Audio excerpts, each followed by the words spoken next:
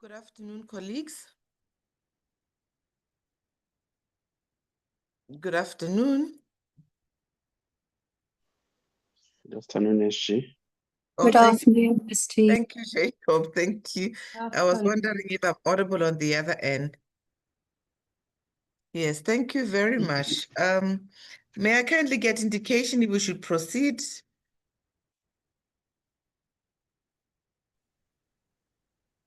Afternoon, SG. We can proceed, SG. Okay, thank you very much. Dear colleagues, thank you and citizens online. Let me start off by recognizing our keynote addresses from Amnesty International, who will be led by Mr. Tigere Chaguta in absentia, who's the Regional Director for Eastern Southern Africa. He has sent a representative of a panel who will basically be starting us off in this particular session this afternoon. I'll also like to appreciate that we'll hear from Mr. Tafazwa Sekeso, who's the Regional Coordinator for Southern African Network of Prisons, SANOP, and we'll get remarks from Mr. Mteteleli Ngeke, Project Coordinator of Incarceration Nations Network South Africa. We'll also hear from our lead drafter, Ms. Anneke Mekotier, who's the lead consultant, an advocate in her own right, a litigator, and one who's really been holding fort insofar as directing the process for the drafting of the SADC model law. We'll hear from SADC citizens online through your interventions at the appropriate time, be it immediately after the legal drafter, to take your issues on board and be able to assist us in having a robust consultation. For interpretation, kindly go to the the interpretation icon, mute original audio, choose the language of your choice, which is English, French, or Portuguese, so that we may follow. Our interpreters are online and are ready to assist you. We kindly request that when you take the floor, kindly introduce yourself yet again, the organization you represent, so that we are able to capture this effectively. As indicated, let me request Amnesty International to take the floor and lead us in this regard. Good afternoon. I hope you can hear me. We can, if you could kindly, Okay, Vongai, switch on your camera. Thank definitely. you. Can you see me now? We can see you. Okay, sure. Thank you so much, SG, distinguished representatives, civil society leaders and speakers here present and those watching online. I want to observe any protocol. I'm not sure who else is in the room, but on behalf of Amnesty International, it is a pleasure to present on the topic of identifying challenges, policy, and legal gaps faced in relation to prison oversight and the role that can be played in oversight by prisoner support organizations. My presentation will focus on one part. We had requested some partner organizations to join us so that they can also contribute. I would ideally like to just spend at least I know that we're a bit now over time, 10 minutes, to allow somebody else who has a pressing engagement. I don't know if she has joined Ms. Mpiwa Mangwiro Tsanga to also just co-present because she has to leave before 2:30. So my name is Vongai Chikwanda, Deputy Regional Director of Amnesty International at Eastern Southern Africa office. I'm responsible for campaigns across Eastern Southern Africa. Allow me to start by just saying it is easy to think that people who are in detention have no rights, that they have somehow been forfeited for a life of crime. Equally, you might think that the state has unfettered power to detain certain categories of people. And this is wrong on two accounts. Firstly, everyone has rights and they can never be taken away, no matter where a person is, what they have done. Secondly, just because someone has been imprisoned or detained does not mean they're guilty of a crime. If they were lucky, they have to, if they were lucky enough to have a trial at all, it may not have been a fair one. Others in prison have been detained for political reasons, for their identity, for migration status, for spurious security grounds. Others are in prison because they are poor. Punished for being poor was one of our reports on Madagascar that focused on the use of unjustified, excessive, prolonged pretrial detention in the country. Celia, a woman that we met who was 17 years, was arrested and accused for murder. She said there was no explanation. They just put us in jail. Celia was arrested, accused of murder, along with her husband, 2 of her brothers, and her sister-in-law. 3 years and 3 months later, she was still awaiting trial in Ansirabe in Madagascar, in a central prison.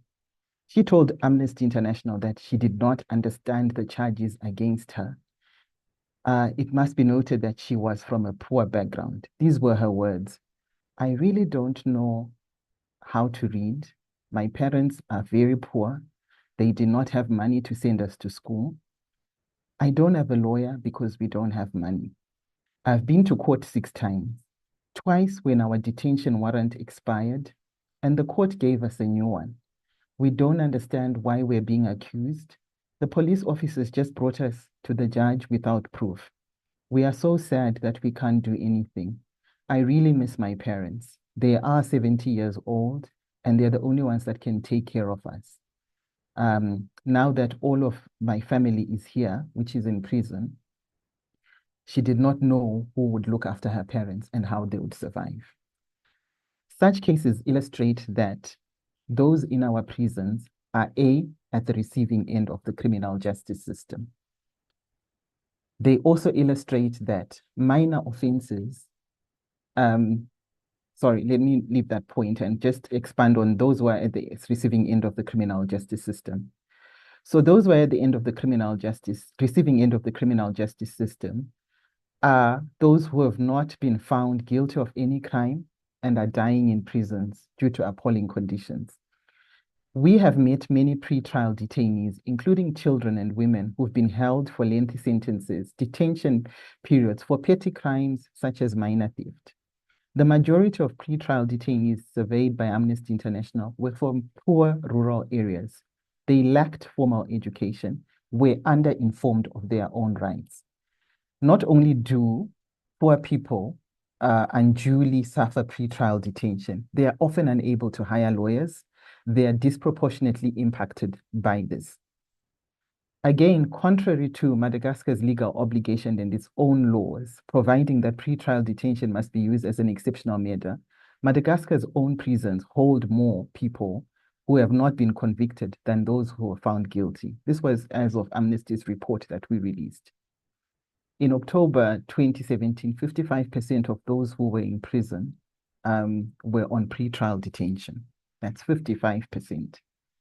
You can see that there are a catalog of failures in the criminal justice system that mean that people are suffering in prison for years before they have their day in court. And those who are in prison, the ones that we visited, were held for extended periods without trial and accused of petty and non-violent crimes.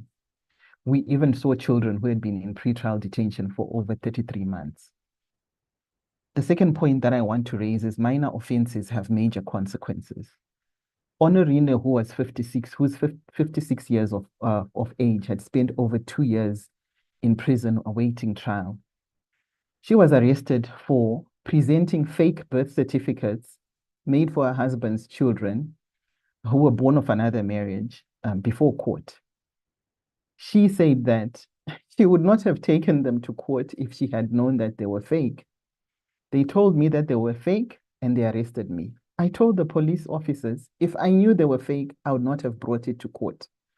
I told the officers who had produced who had done the birth certificates for her, and those people were also put in prison. So she really didn't understand why she was still in jail.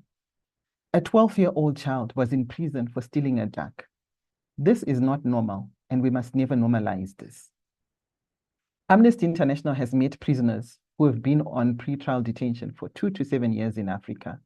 And there are systemic challenges that include the low frequency of ordinary criminal courts. There are also issues around, the lack of up-to-date figures of the average proportion of national budgets allocated to prisons in Africa. These figures vary by country. They are not systematically tracked by a single source. In many countries, it is under 2%, 1% that is allocated by parliaments to prisons. And it's not even enough to spend on the already crumbling or dilapidated infrastructure. What more of food?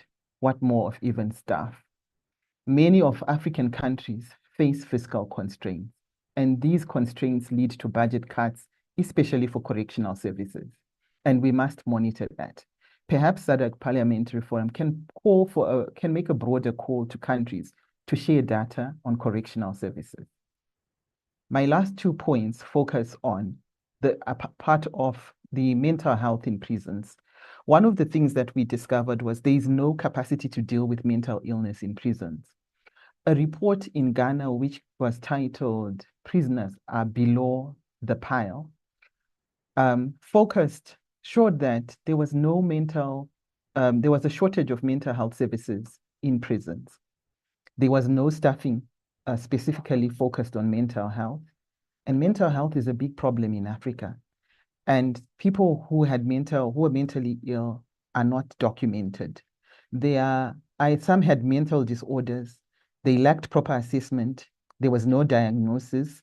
They were held in clinical isolation. Some had neurological conditions, and others had epilepsy, but they were all kept together, in one prison or in isolation. The last thing is deaths in prisons. Who is documenting them? How many people die on average per year? Ailing prisoners. Amnesty International has discovered that ailing prisoners are left to die. Prisoners have limited access to medication. Most prisons, medical units, have few or no resources, and prisoners or families are reportedly often asked to pay for medical treatment. When medication is given, it's often inadequate, such as temporary painkillers for injuries that require extensive treatment. Very few prisons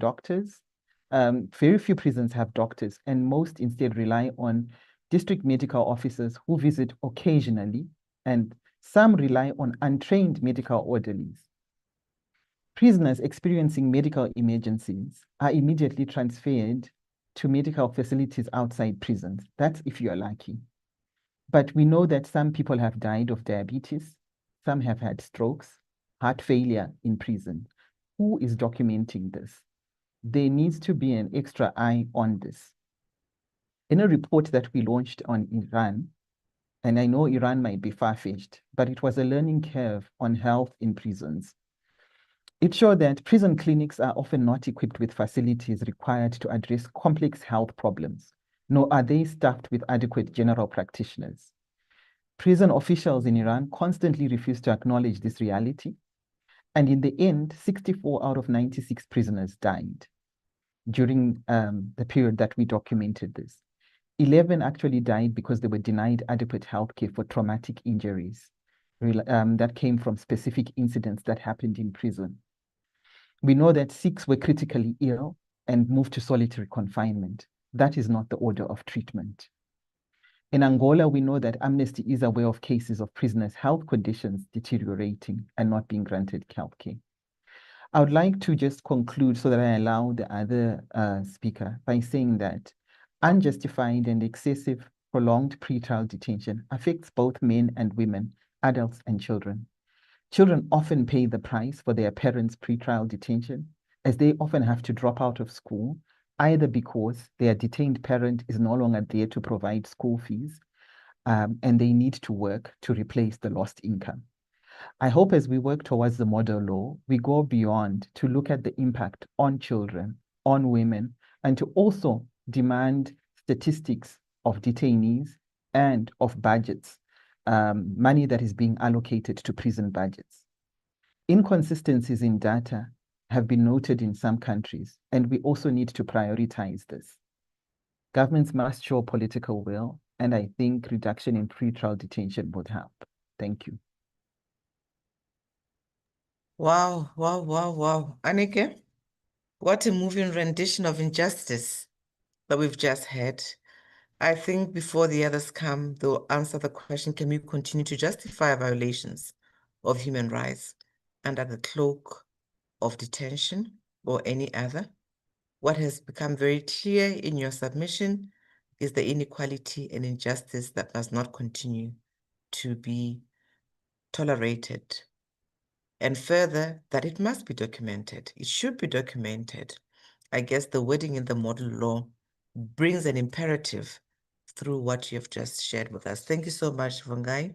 We really appreciate your submission, which really sets the tone for the issues and really aligns with the position paper and what the consultants are really trying to create provisions for this to bring, for something that the citizens or any other person can hang their hopes on. Thank you so much. You may invite your other colleagues in that order. Thank you. Can I allow Ms. Mpiwa Mangwiro Sanga to just come in?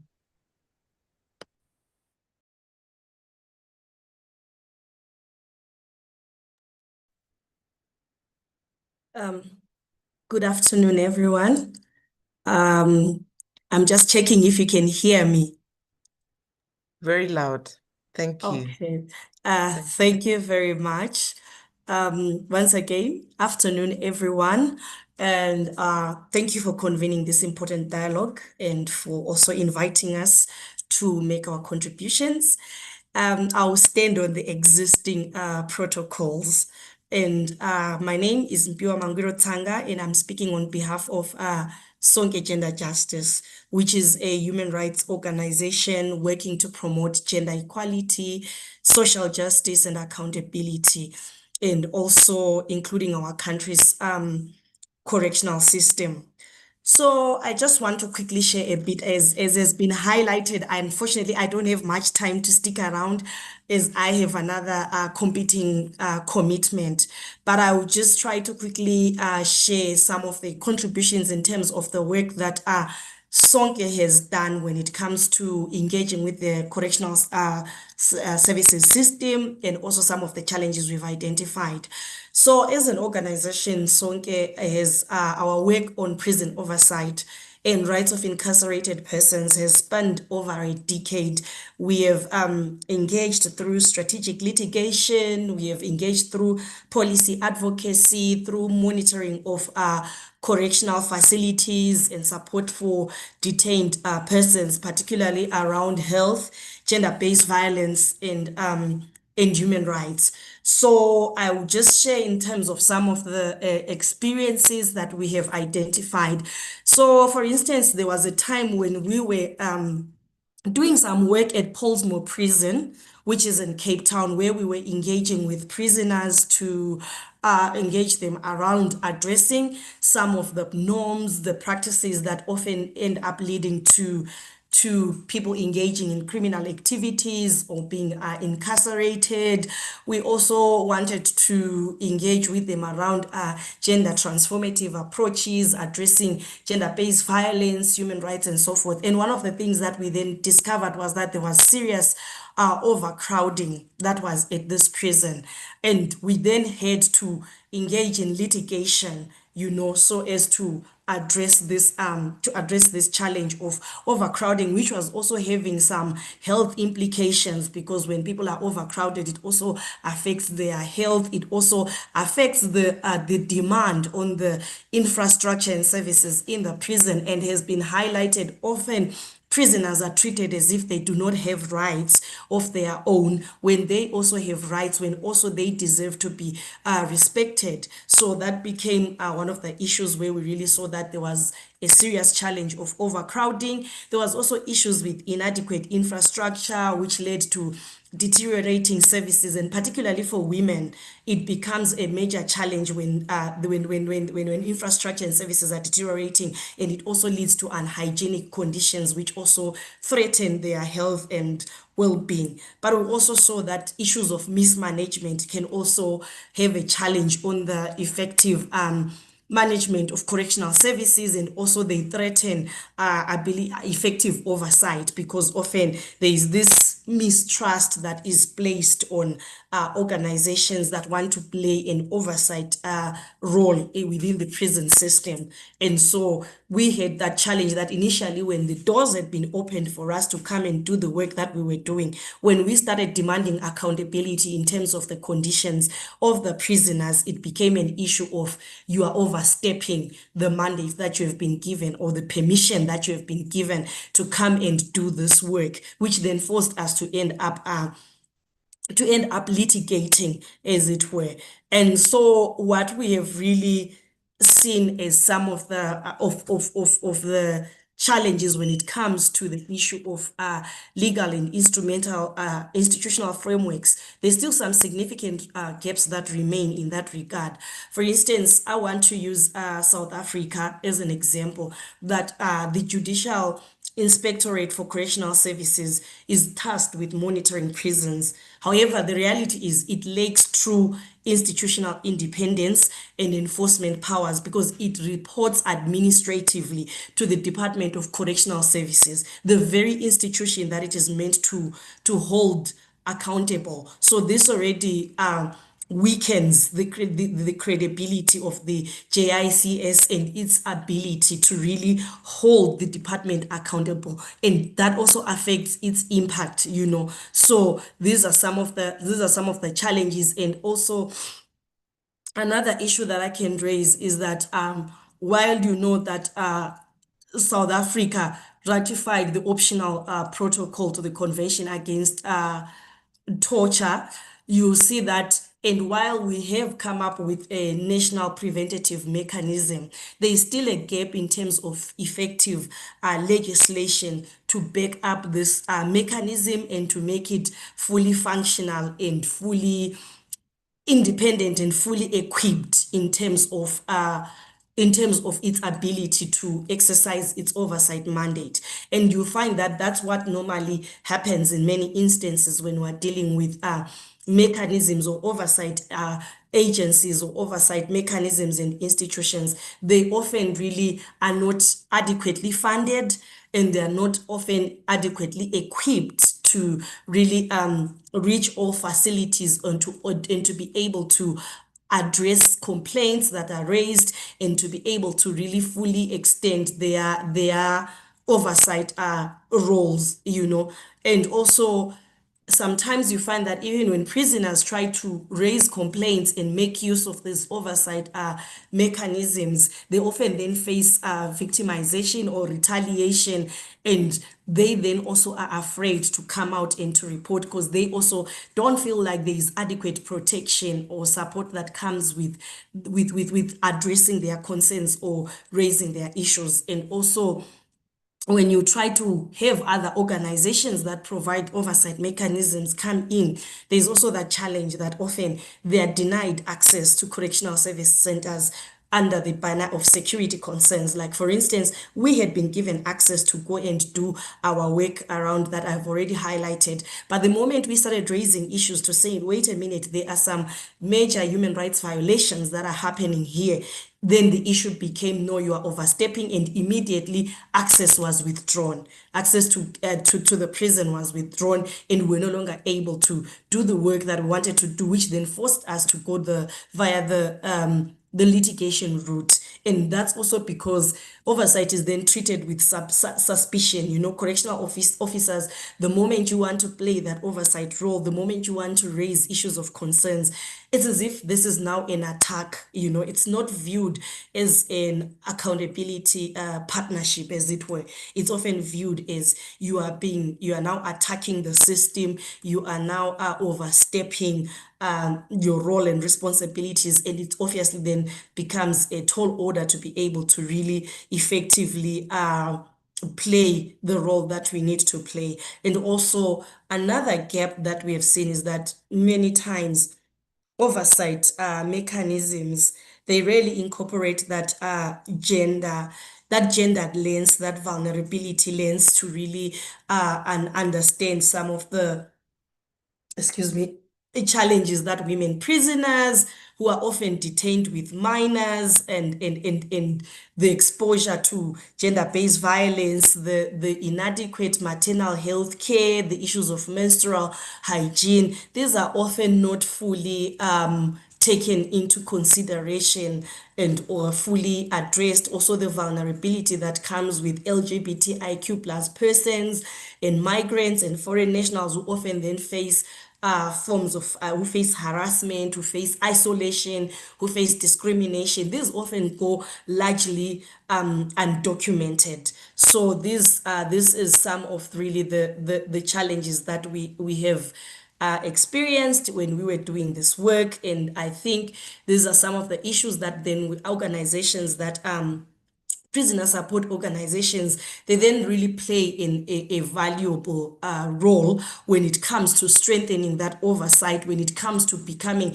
that bridge between the state and incarcerated persons and being able to bring the lived experiences of detainees into public consciousness. I mean, we just had the presentation that was just shared earlier. It was really to create that picture, to bring those lived experiences of detainees to our conscience, to ensure that when we are addressing issues of prisoners, we are aware that our policy analysis, our policy conversations are really grounded in that human reality and they are nuanced, And so I think that's the important role that organizations then bring, which also then complements the oversight that is supposed to be brought in by independent entities that are supported by the state.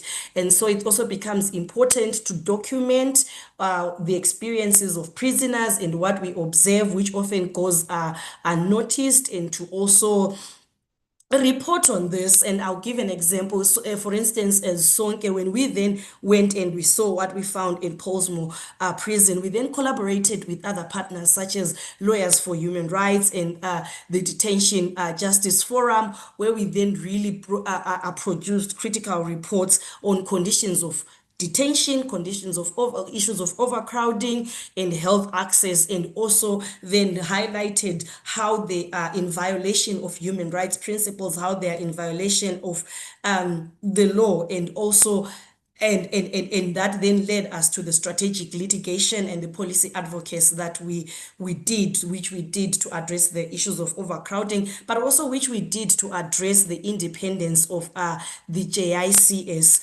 arguing and highlighting that its dependence on the Department of Correctional Services undermined its effectiveness, and it really violated constitutional principles of accountability. So I think these are some of the issues that we need to be cognizant of, and this is the role that is as NGOs and as other organizations that we can really play, and also use this opportunity for capacity strengthening and sensationalizing and sensitizing, correctional services personnel, the officials, the social workers, so that they understand the importance of upholding prisoners' human rights and also using non-violence in their way of enforcing their roles and responsibilities, and also the need for that gender sensitivity. Thank you very much. I'll pause here. Thank you very much for that human interest stories that you have encountered in your work. I'm very pleased to note that the issues of overcrowding that are affecting water, sanitation, hygiene services have been provided for and are also an issue of concern, including the role of civil society, documentation in terms of strengthening oversight by government, such as the JIC, reporting structures. These are what is plaguing the consultant in terms of making sure that she formulates an organic structure that can really tip the scale to sustaining many other components that you've raised around financing and oversight institutions, among others. So thank you so much for that. And I'm happy to realize that you are restating and reiterating this submission. Also further what the Honorable Speaker this morning of Botswana made in his submission around strengthening the trust framework between government and civil society. This is really welcome. I believe next on our agenda, I believe Amnesty International is done at this point. May we have Tafaza Sekeso from the Regional Southern African Network of Prisons.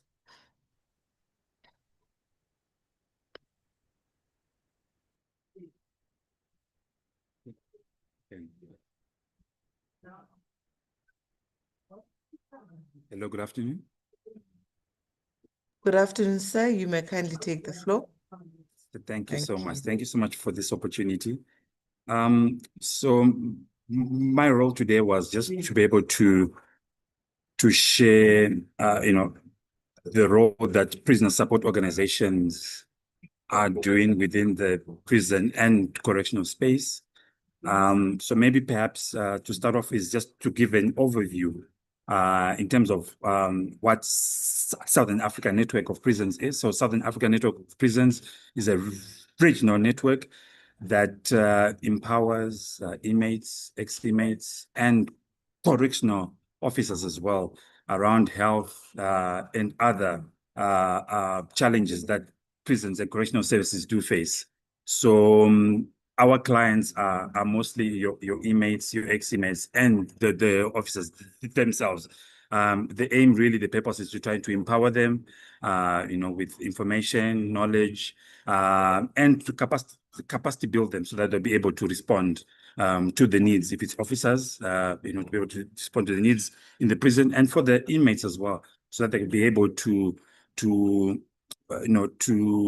demand or negotiate for some of the health service provisions which are provided in the various constitutions that the respective countries do also have. So for prison support organizations, their critical role really is around rehabilitation and reintegration of inmates and ex-inmates, really to state at this point that the work that civil society organizations that give support to corrections, this really is to complement the already existing efforts that governments are already doing within the facilities, and to often just fill the gaps which are there. Some of them are small in some countries, some of them are quite big. So really our role really is to go in and be a partner of government to be able to adequately provide some of the services that the inmates do need, or the inmates do have a right to, but at times the state may at times not be able to provide. So our role is really to come through to support around healthcare, and also ensuring that the inmates' rights are observed following the SADC minimum standards of health, and of course the Mandela rules upon admission. What are the steps that should be undertaken also during their stay in the correctional facilities, things around care and support. Then of course upon exit, being able to link them with the various existing systems within the communities. So these are some of the roles that civil society organizations do play. So in terms of SANOP and also other organizations who also work in the space, rehabilitation services are extremely critical. You find that at times corrections may not have the skill sets at times to provide psychosocial support, or they could, if they do have them, they are overburdened. So you find a lot of the time, being able to support counseling and therapy for inmates is actually a need which they do have.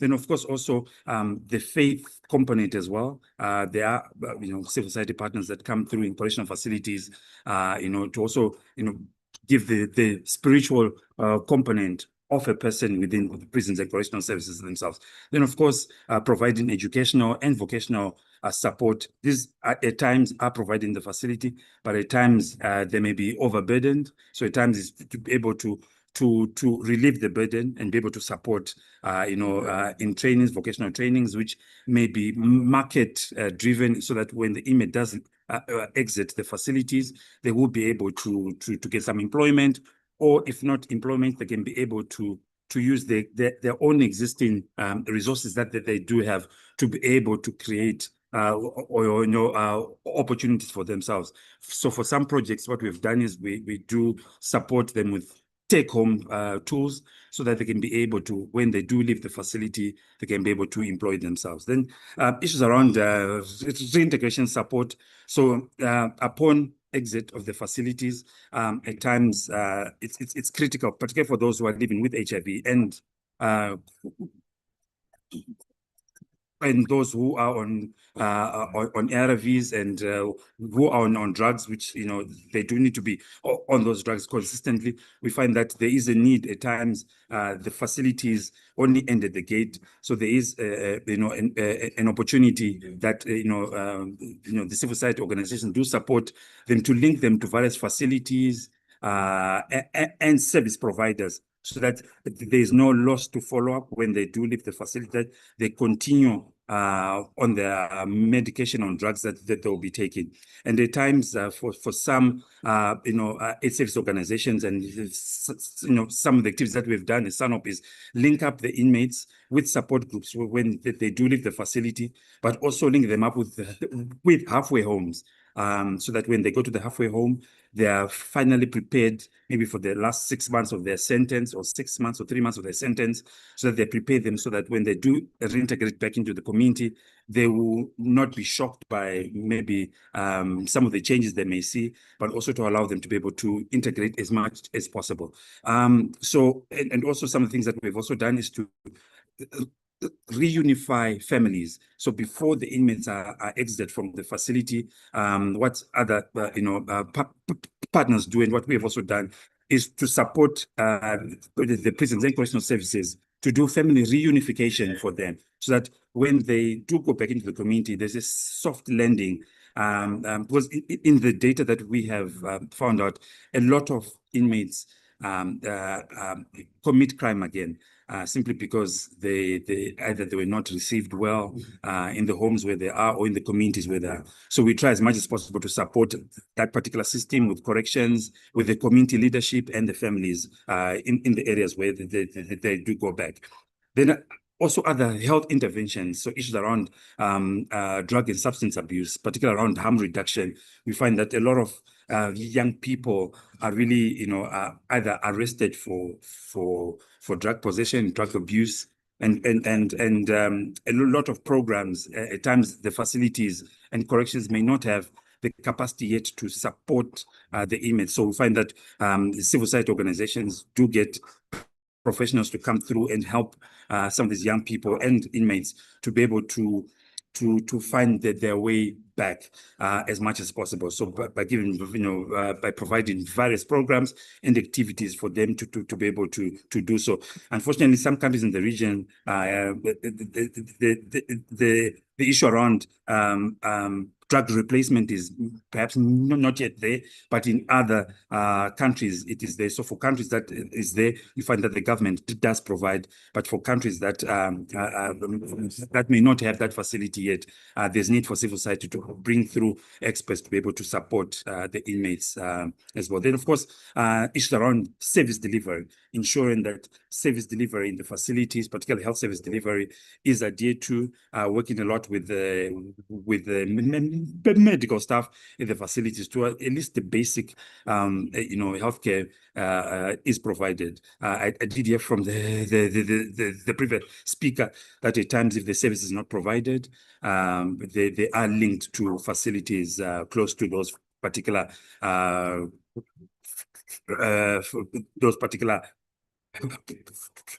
facilities as well.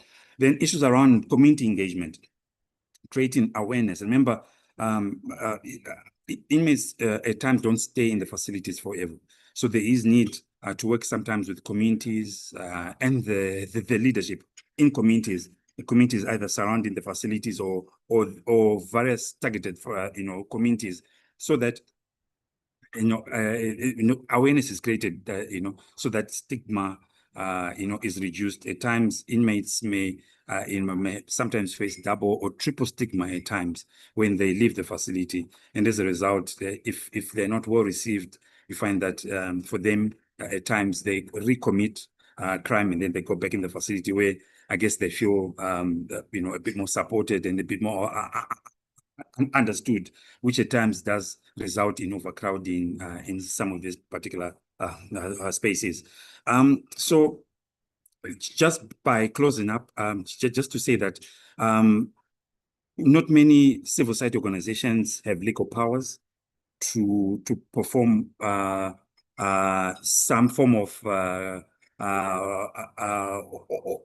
checking of services or providing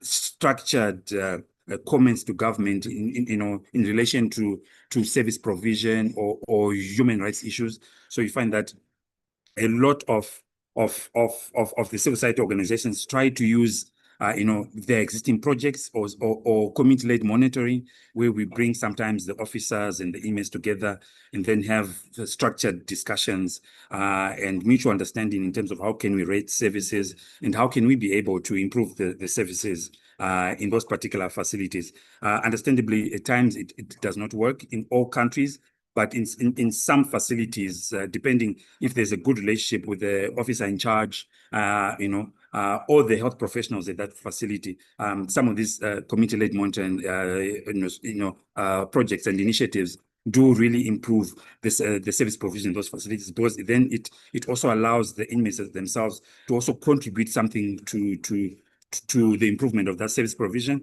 Then, of course, the officers or the health professionals as well, do commit to also improving that service. So you find that we've found that such interventions build, joint, efforts in trying to improve service provision. Because in our experience, we found that if there is pointing of fingers and so forth, at times it causes tensions in the facilities. So we try to have these programs where officers and inmates all are involved in the space, so that they can jointly be able to improve the service provision there. At times it works, at times it doesn't work, but it's a practice that we've seen at times that does also work. Also, issues around ensuring that ethical and safe support for inmates is done.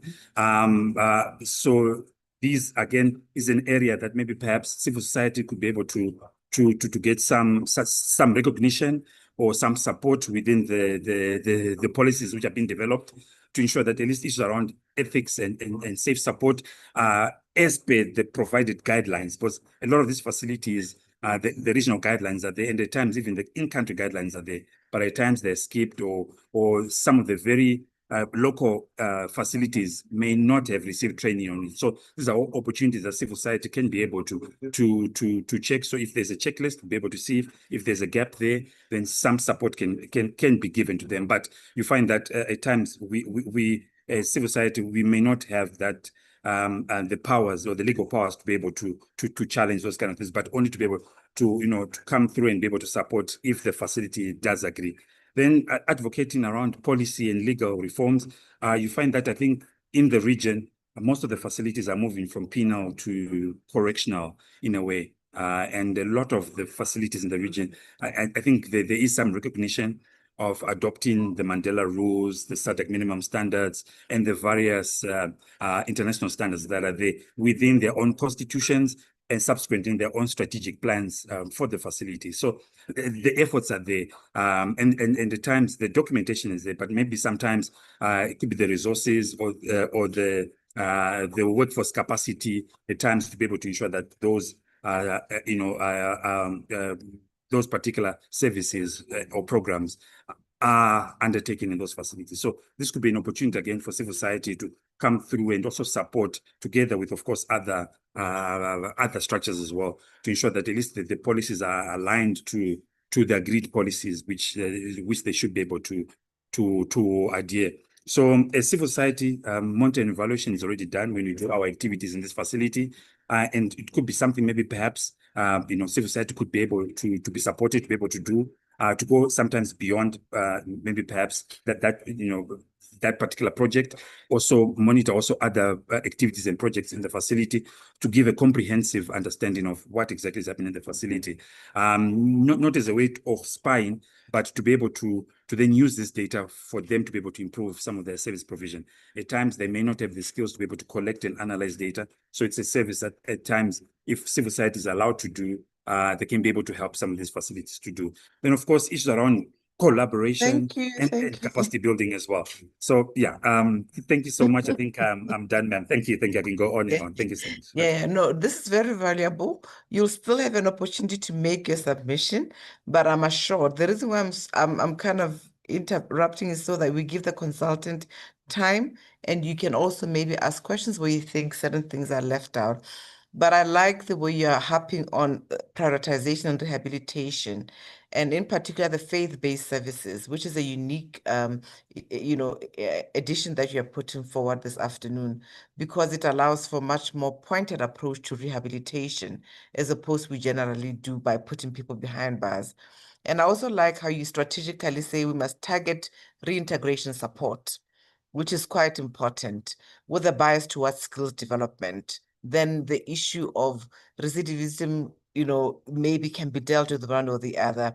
And then the need for transitional facilities that will prepare reintegration. We've had you. I hope the consultant will tell you how she's taken that on board if she does have time. And essentially, I like how you're recommending the need for a 360 degrees model of prisoner rehabilitation. That's upon entry and ends at reintegration into the broader society. So I also like the message that's coming out from all three presentations to say that as human beings, we have an obligation, ethical obligation, legal obligation to ensure that whatever we provide on the outside is also reasonably provided for, equivalent to the public standard within our prisons. So thank you so much for that. I'm apologizing that I had to jump in at that point. Now, could you kindly have Mr. Mteteleli Neke, who's the project coordinator, Incarceration Nations Network South Africa. If you could also just assist us to focus on those that he left out, because two professionals passionate in this area are following each other. Three professionals from the beginning. But I guess you're making the work easier for the consultant. All she'll do is that acknowledge and we that your consultation. Then kindly take the floor. Thank you. Thank you, Fiona. Greetings to my esteemed colleagues, and I would like to say all protocol observed. My name is Mteteleli Neke. I'm sorry, I had a problem, with electricity, so I had to change and get to connect. So I miss the song Gender Justice speaker. That's when it happened. And I came in when Tafazo was the one who was speaking. I don't know which organization is coming from. I'm coming from Incarceration Nations Network. I'm a project coordinator. So I oversee a global freedom fellowship that sees leaders from around the globe.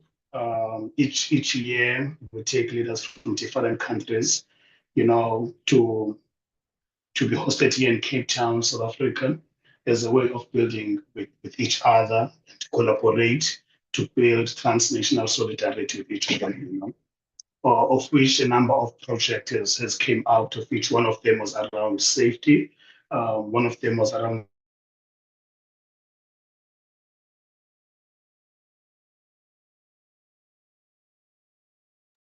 Oh, so sorry. Is it me or the bandwidth is disappointing him? It is frozen, yes. Oh, okay. Wow. If he doesn't make it today, we have to slot him in again in one of the sessions. But what do we do? Let's give him a minute. And if he doesn't come in, maybe those who can call him, assure him that we'll still give him an opportunity in one of the consultations.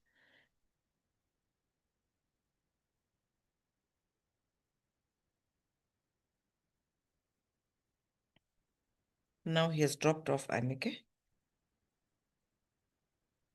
Oh, there he is. He's back. You are muted.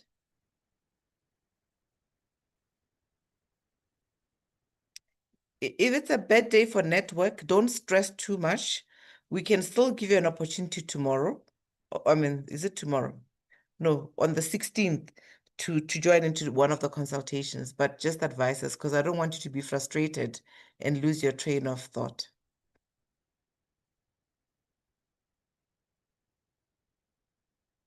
I don't even think he can hear me, Anneke.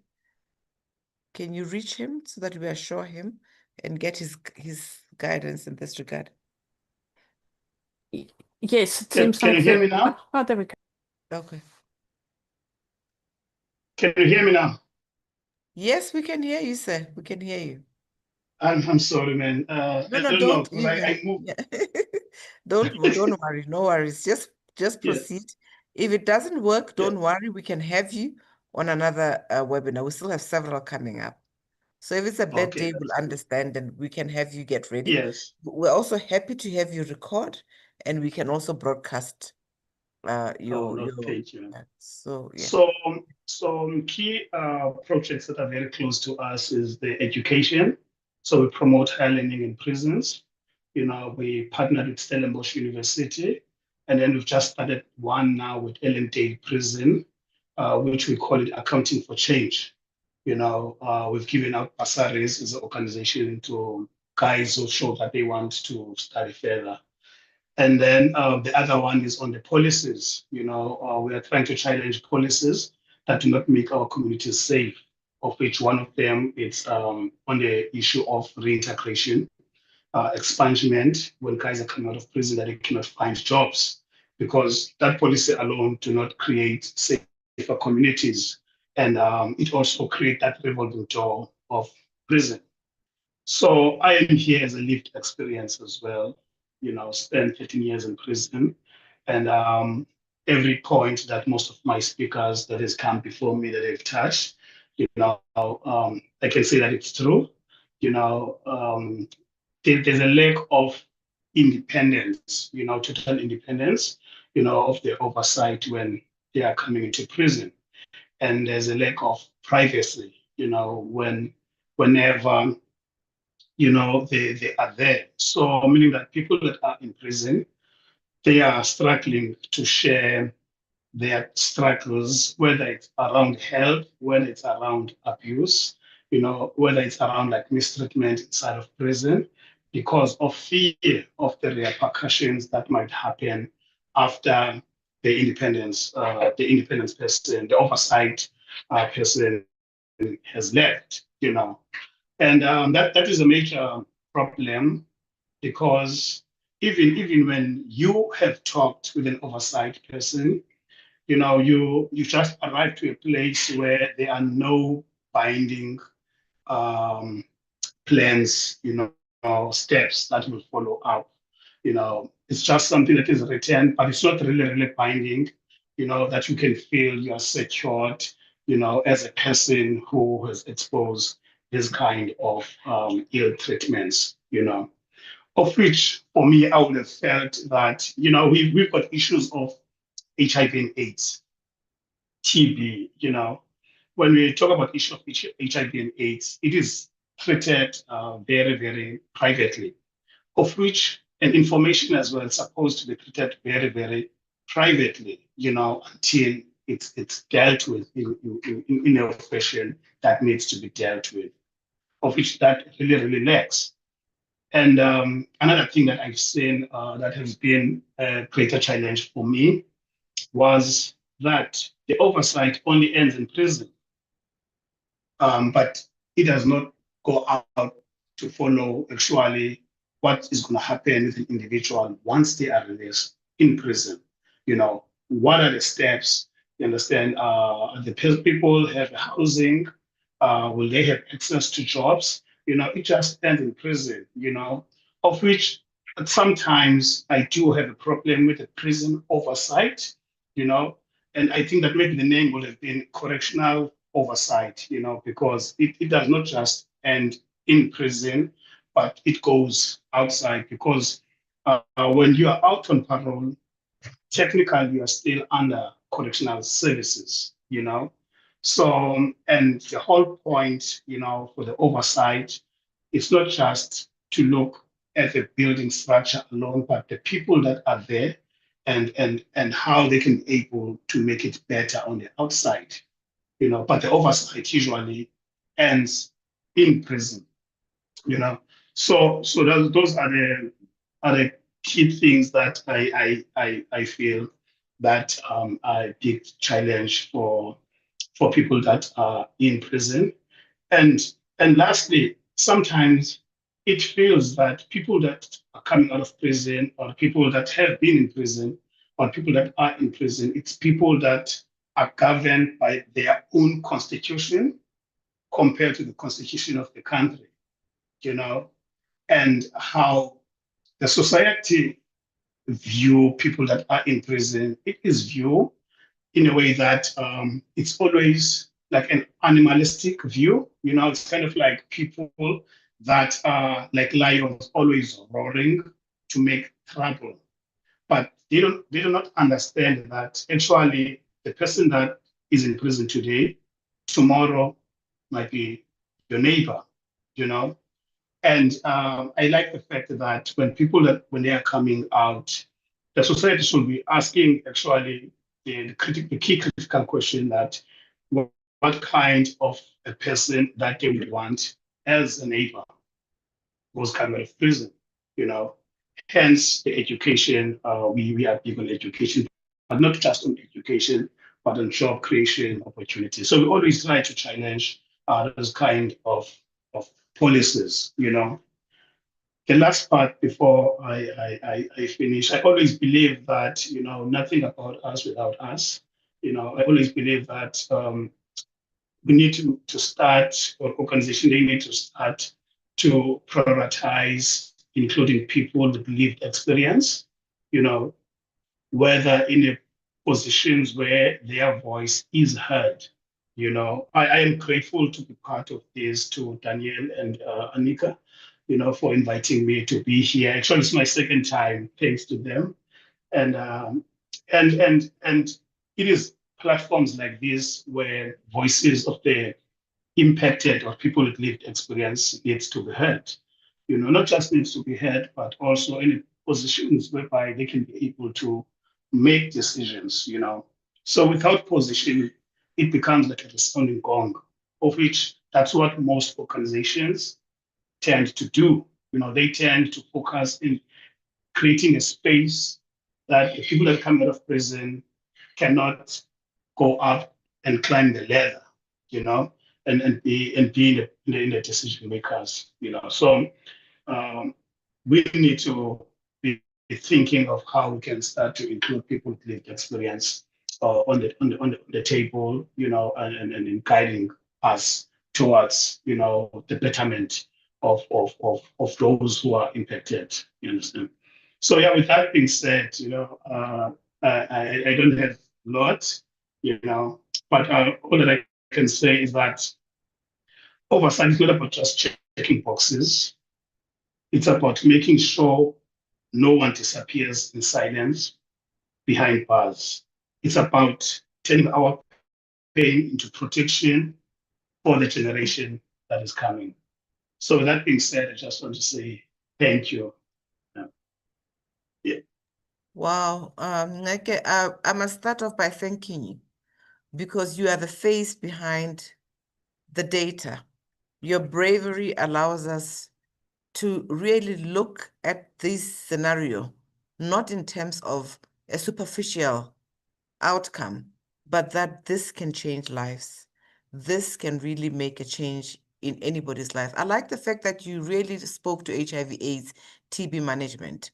This has been spoken of. I think it should not go into isolation among others, but this also helps us think about an expanded outlook into any other pandemic situations. If on the outside they are that bad, what more in prisons? I also like how you're proposing that oversight must be extended beyond prison yet again. I think we're hearing you. And the need for effective prisoner follow-up mechanism is coming back again. And I would like to thank you and we'll continue to learn from you, and that we appreciate your presence today in this session. So at this rate, I think the consultant is waiting. There's a lot that has been put on her lap. There's a lot that's also been reiterated that has been that we already have in the position paper, but I guess she will speak for herself. And then in the end, to close off, we'll have Amnesty International after the questions and answers. Anneke, kindly take the floor. Thank you. Thank you so much, Honorable Secretary General. And like you said, I can actually just say I concur because the presenters were very detailed. I will be very quick in just speaking to what is proposed to be in the model law. And I want to encourage all participants in the meeting today to actually get in contact with us. Email presence@sadicpf.org. And should you want to be part further of the process and of the actual technical nitty-gritty once we get to the wording and finalizing things, I think please volunteer to do so.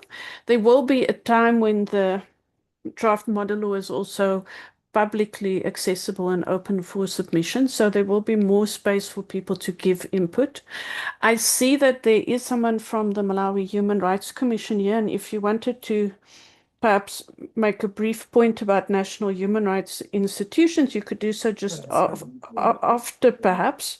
I know also there are members of the technical working group here, and there are former persons who had been incarcerated who also want to contribute. Now, unfortunately, our time is very short, and like the Honorable Secretary General have said, there will indeed be other opportunities, including webinars stretching for the rest of the week and next week for people to still join and make contributions. So this is not your last opportunity to make contributions, but I want to be very brief. And my first and most important point is to the last speaker, Mtetheleli, that I think the way in which you framed correctional oversight for us to think about it, not as the building, like you said, but actually as people and what happens to them after imprisonment.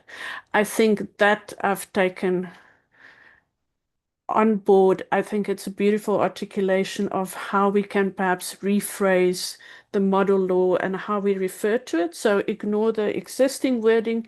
We will certainly take into account how you had suggested reformulate some of the content. Then just to say the model law itself briefly, it deals with a lot of the principles that the speakers had mentioned around transparency, empowerment of prisoners, independent oversight mechanisms, consideration of the needs of vulnerable groups, procedural fairness, reporting, mandatory reporting, issues around early release, and especially there were important points raised about contact with the outside world and what we had not had taken into account before. And I want to thank you for the Speaker of SANUP for raising it, but specifically around family reunification and whether or not that is adequately supported.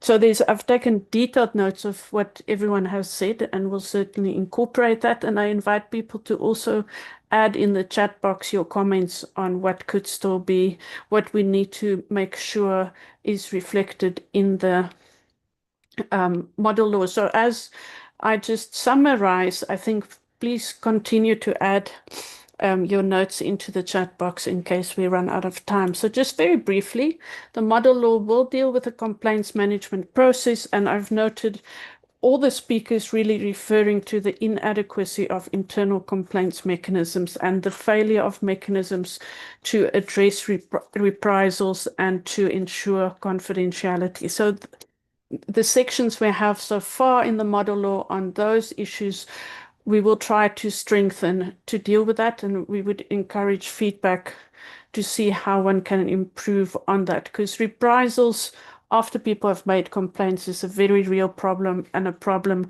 that people have really struggled to deal with. And people might be aware of best practices elsewhere in the world, and we would ask that you share this with us. Regarding follow-up to complaints, again, I've noted the comments made and we will deal with that. I'll just be very quick. There's a section in the model law that deals with official visitors. And there's and I know the speakers had noted, especially all the speakers had noted the difficulties faced by civil society organizations to provide independent oversight of prisons and access prisons and the critical importance for them to do so, because prisoners are often able to tell them stuff that they're not able to tell other oversight mechanisms. So the two places in which one, or three places in which one can incorporate civil society oversight, I'll just address very briefly. So the first place would be by including designated civil society organizations as official visitors within the prison legislation, to allow them to actually visit prisons and conduct some sort of oversight. I think all civil society organizations ought to be able to access the visitors book to also note specific complaints and specific concerns, so that when oversight bodies like judges or NHRIs visit a prison, they can look at the visitors book and also see what concerns had been noted by civil society organizations. There are practices of judges visiting prisons, and this is very long-standing. I'm not going to go into that. And then there's human rights institutions, and there are very good practices where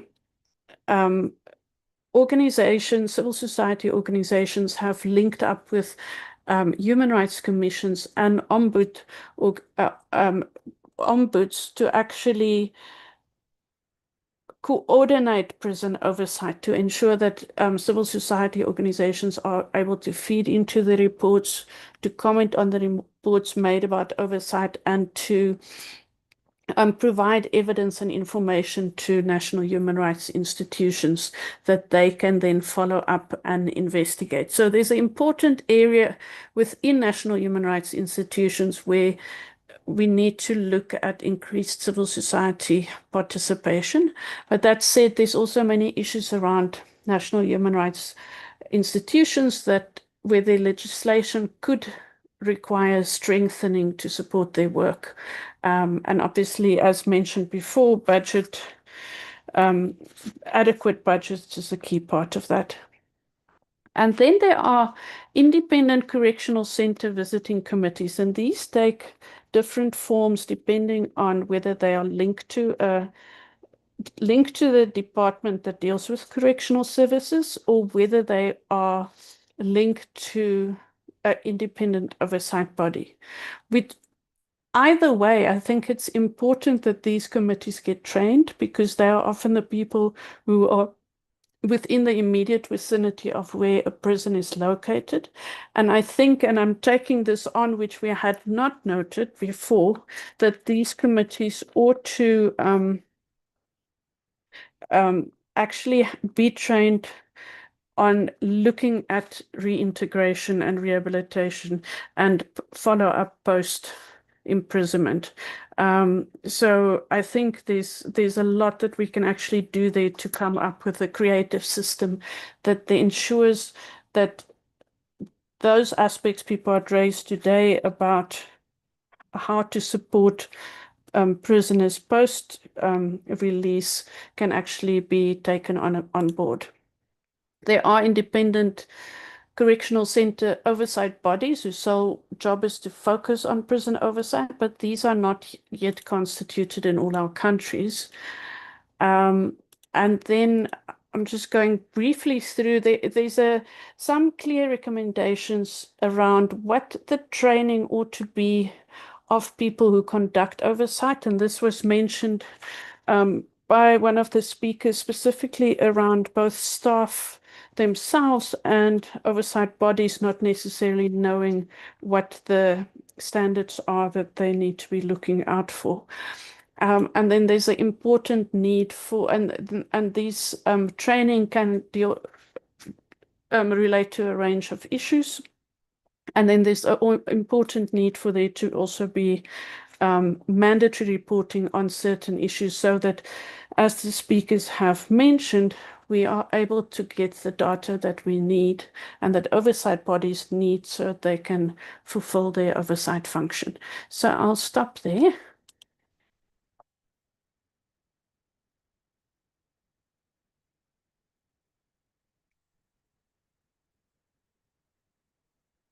And feel free to just add in the chat box any comments you have or any important remarks you want to make.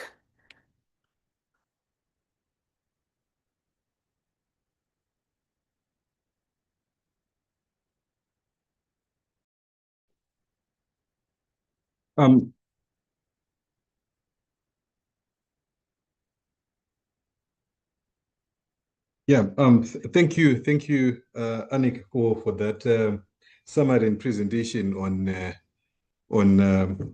model or the provisions, and I think really it really speaks to and it gives credence to what the presenters who came in earlier were speaking about, the need to strengthen the rehabilitation, also the need to really ensure that we have a robust oversight mechanism. So yeah, like you said, we'll continue opening the floor for any others who might want to contribute, and we can show by raising your hand. I'm just trying to go through the participants list, and I do not see anyone who's raised their hand to intervene. Let me check the chat box and see if there's also a contribution that we can also take cognizance of. But before that, I think there was a colleague from Malawi Human Rights Commission who wanted to make a presentation. If he's still on the chat, he can also make his submission. Mr. Pitachis, yes, thank you. Yeah, thank you so much. I think I'll be very brief. I was asked to speak briefly about oversight institutions with focus, I think with reference from Malawi. I don't know if you can hear me that side. Can you hear me? Yes. Thank you so much. So since we don't have much time, let me just begin by saying that in Malawi we have been using a law that was quite old, which was enacted in 1958. And after that, we have now a new legislation that was enacted this year and is just beginning to operate.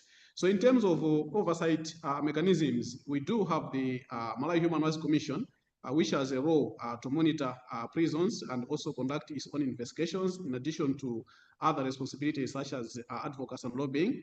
Then we also have the Prison Inspectorate. These have direct mandate to oversee issues of prisons. And then indirectly, we also have the role of the National Parliament through relevant parliamentary committees. So just briefly, in terms of the new law that has been enacted right now this year, which is just beginning to be operational after we have done the regulations. So this new law has addressed issues of admission of prisoners without warrants. It has also addressed the issue of admission of young offenders in prisons, and it's basically saying that children cannot be detained in our prisons. There must be special facilities. And on the first point, the point is that people cannot be admitted into prisons without warrants. So there are also special arrangements for admission of pregnant women as well as breastfeeding children. And this new law has also established a prison labor fund where prisoners can actually engage in gainful labor and a little saving that can actually be given for them. And finally, there is also an element of internal complaints handling procedures. These have been included. So in terms of the other features, I think I've already talked about the issue of Prison Inspectorate, which has that mandate plus ourselves. And then the new law also introduces issues of early releases on medical grounds, as well as the parole. I would have talked about the mandate of the Commission, but I think that is obvious as a national human rights institution. So we have powers to protect and investigate human rights. But specifically, what is it that we're involved in? So I've talked about issues of human rights monitoring, complex investigation, advocacy and lobbying, as well as human rights training of prison officers. And finally, we are also engaged in strategic litigation. Now, just to summarize in terms of the structure that we have in Malawi, so we have the parliament through the relevant committees. In this case, we have Legal Affairs Committee as well as the Committee on Community Services. Then we have the Human Rights Commission and the Malawi Prison Inspectorate. So the Commission and the Prison Inspectorate, these ones are closer and more directly involved. Beyond that, we also have civil society organizations that also from time to time are engaged in their own civic education, advocacy, lobbying, and so on and so forth. What do we see as some of the persistent problems that have to be addressed? So issues of overcrowding due to recidivism and lack of access to legal aid, high prevalences of communicable diseases such as tuberculosis, overstay on remand due to inefficiencies within the prosecution and delays in courts, also issues of lack of proper health care, hunger and malnutrition, and lack of adequate resources for rehabilitation and training.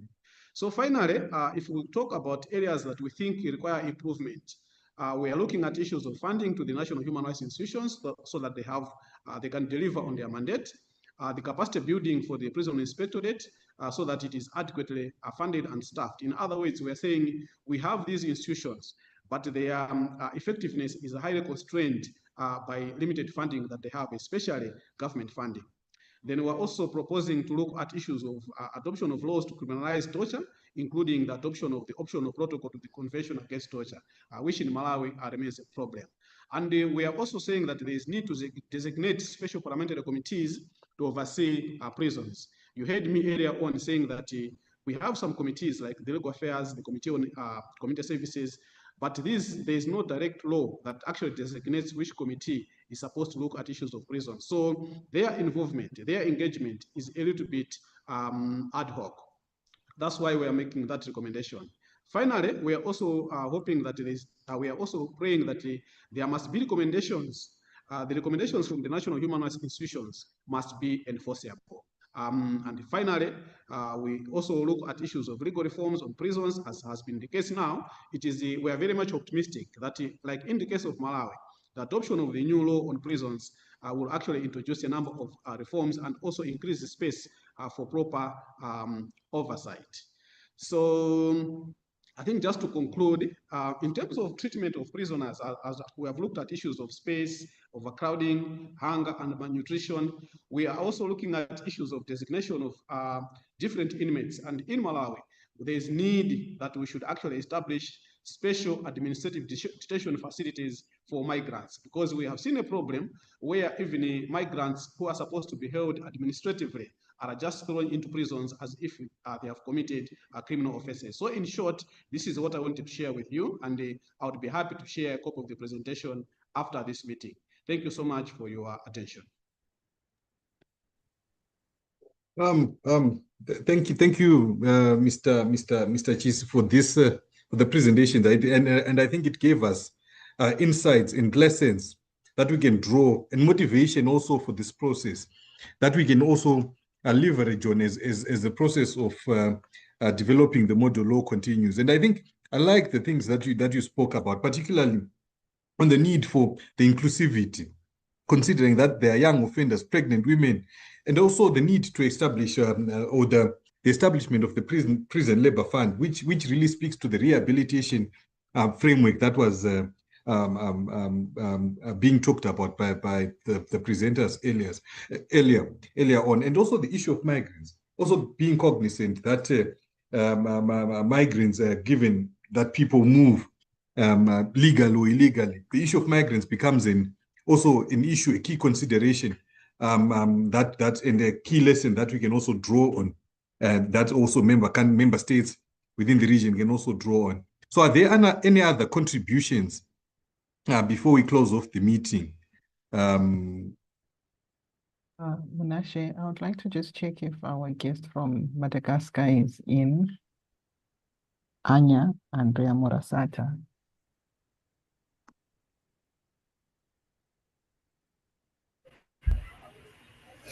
Bonjour à tous, oui, nous sommes là, nous sommes deux ici, là. Est-ce que vous nous entendez? Yes. Oui, nous sommes là. Moi, c'est Mme Cynthia, la coordinatrice du projet Prison, qui est l'un des deux projets mis en œuvre actuellement chez ACHI, ou Humanité et Inclusion. Et il y a ma collègue Asna aussi qui est là avec moi. Nous sommes tous les deux donc venant de Madagascar. Nous pourrons dire côté projet prison à Madagascar. Tout d'abord, ACHI, c'est depuis 1986 à Madagascar et les projets prison n'ont commencé que vers 2009. Et le contexte n'a pas vraiment évolué depuis tout ce temps-là. Il y a le problème basique qui est la surpopulation carcérale. À noter donc que les infrastructures, ce sont des infrastructures qui datent de la colonisation presque en totalité, du fait que ce n'est plus à jour, c'est presque toutes les infrastructures sont presque obsolètes par rapport au contexte de la vie actuelle et par rapport aux effectifs des personnes détenues dans chaque prison de Madagascar. Ce qui fait qu'il y a beaucoup de problèmes de santé liés à cette surpopulation carcérale-là. Il y a beaucoup de problèmes d'alimentation parce que l'État n'arrive plus à subvenir totalement aux besoins en alimentation des personnes détenues. Il y a des problèmes d'hygiène aussi. La promiscuité va au-delà de ce qui est déjà grave. Et donc, il y a de graves problèmes d'hygiène. Tout cela font que les activités de HI, de Humanité et Inclusion, donc, tournent autour de la promotion des droits des personnes détenues liées aux réponses à ces besoins de base-là, tout ce qui est santé, tout ce qui est alimentation, tout ce qui est hygiène, mais aussi tout ce qui est préparation à la réinsertion sociale de ces personnes détenues. Donc, parce que, comme nous le savons tous, ces personnes-là ne vont pas rester éternellement dans les prisons. Tôt ou tard, ils vont sortir à l'extérieur, et on fait aussi donc des activités par rapport à la préparation, à la réinsertion sociale, mais tout aussi bien économique de ces personnes détenues. Là où un système de contrôle, de supervision serait nécessaire par rapport aux réalités à Madagascar, serait que l'assurance de la promotion des droits, l'assurance de la protection de ces personnes détenues par rapport aux présences de ces ONG. Il y a quelques ONG qui interviennent déjà dans les prisons de Madagascar, mais n'ont pas ce mandat de supervision-là, ni ce mandat de contrôle. Et il y a des situations donc où les activités qui sont menées ne sont pas vraiment, les personnes détenues ne peuvent pas vraiment en tirer profit, donc du fait de la réalité qui entraîne des corruptions par-ci par-là, qui entraîne des négligences des personnes détenues, même malgré les interventions des ONG, des OSC différents. C'est ça donc la situation. Et avant, il y avait CICR qui assurait un peu ce mandat de contrôle-là, mais après le départ de CICR, Croix-Rouge internationale, en 2019, donc il n'y a plus d'ONG qui a ce mandat-là, et qui nous sommes quelque part laissés à notre sort. On intervient, oui, mais on n'a pas de protection par rapport à ce que nous apportons.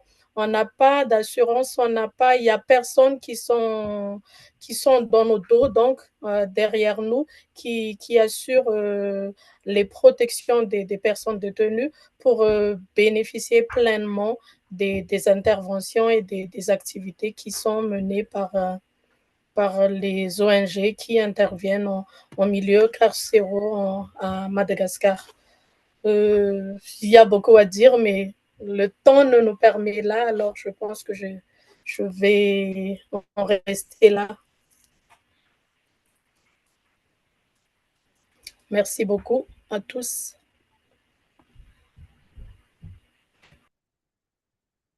Thank you, Cynthia, for that I think for that case study that you presented on Madagascar, which also really speaks to the comment in the which was put by Asna in the chat box, where she also spoke about how organizations are really trying to promote more openness and reduce stigma, so that when the reintegration process proceeds, and when people go back into society, they are really accepted into society because the prison is really open to the people. So thank you for that contribution, and that case study, which will really undoubtedly go a long way in assisting the process. Are there any other comments? I see there are no hands raised. I think Ubonga, you had mentioned 2 people, if I'm not mistaken. Oh, that was Peter, Chisi, and Cynthia. Oh, okay, no, Yes, so that's presented. okay. So I think at this point, I'll just conclude by thanking you for making time to attend this public hearing, and your inputs were very valuable, and I think they'll go a long way. They'll definitely go a long way in assisting the process of the development of this model law. And I'll conclude by really tapping into the wisdom of the United Organizations for Drug and Substance Control, where it really reaffirms that it is working towards a world in which no one is deprived of their liberty unless strictly necessary, a world in which prisoners' human rights are respected in safe and secure prisons with decent conditions, a world in which penal systems are gender, age, and disability responsive, and in which ex-prisoners are supported to reintegrate as full members of our societies. And I think the presentations within the submissions that we had today really spoke to the letter and spirit of this quotation. And I'll just have to thank you for being change agents, and also remind you that we can still submit your make your submissions at the following email address: presence@sadacpf.org. And they are definitely, again, I'll reiterate that this will go a long way in assisting the process of reforming the model law. So I thank you, and I think we can terminate the meeting now.